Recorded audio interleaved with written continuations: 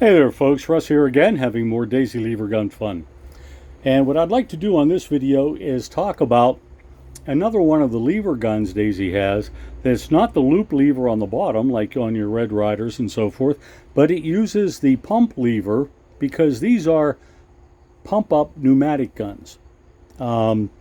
Daisy first got into the pumping pneumatic guns with their 880 line.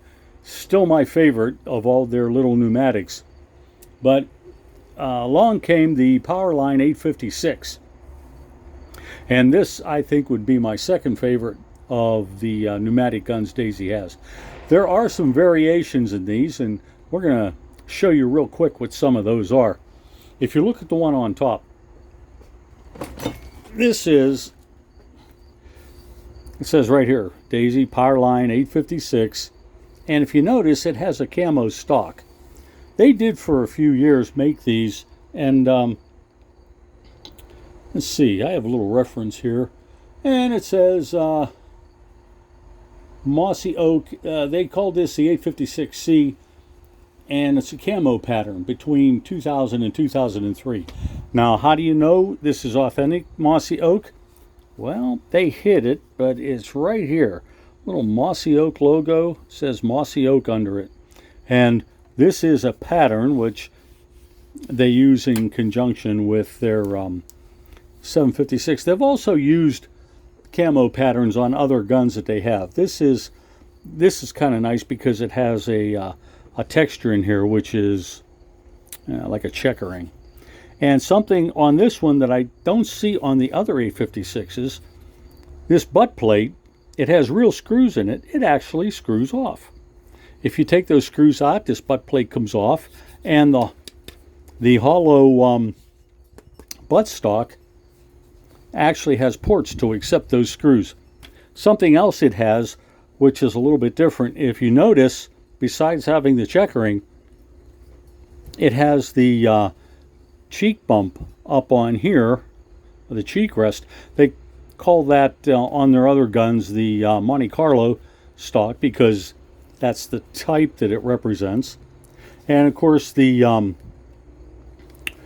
Mossy Oak camo extends all the way to the front lever pump arm up here. It's pretty much the same as most of the other 856s. It has the loading gate for BBs here. It has the port up here for loading single shot pellets, 177. And on some of these guns, this one included, they used the fiber optic front sight. So this is one of the type of 856s they have.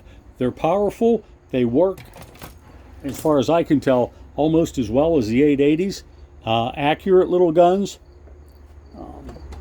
This, if you notice back here, your rear sight is adjustable for elevation and windage. This is one of the more standard ones back here. Same type of rear sight, same type of receiver, loading port, but the stocks are different.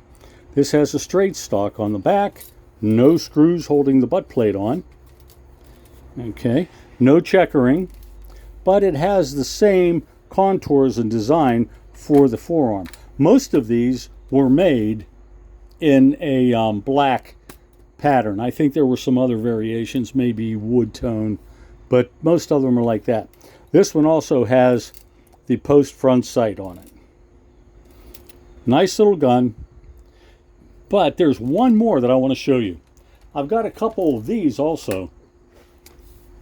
What's missing? A loading port for the BB. What they did on these is they made, let me see what the years are on this one. 2001 to 2006. They were producing the 856 with single shot pellet only. And to tell you the truth, everything else is just as accurate. Works real well. They've got the single post front sight. And well, this one needs a little bit of attention, but that's okay. These all have the cross bolt safety in front of the trigger. And accurate little guns. accurate little guns, just about the same size as you'll find on the 880. But if I had to use something other than the 880 for favorite, it wouldn't be the Model 35, although they're not bad. It wouldn't be the 840. I think I'd stick with the 856. I know the grandkids really like these, and a couple of them can shoot pretty well with these guns because of their accuracy and their power. Okay, folks, this is Russ. If you get a chance, don't forget to subscribe. Give me a thumbs up. Like to hear from you. If you've got some of these, maybe another variation, give us a holler. Let me know about it. Talk to you later, and be safe.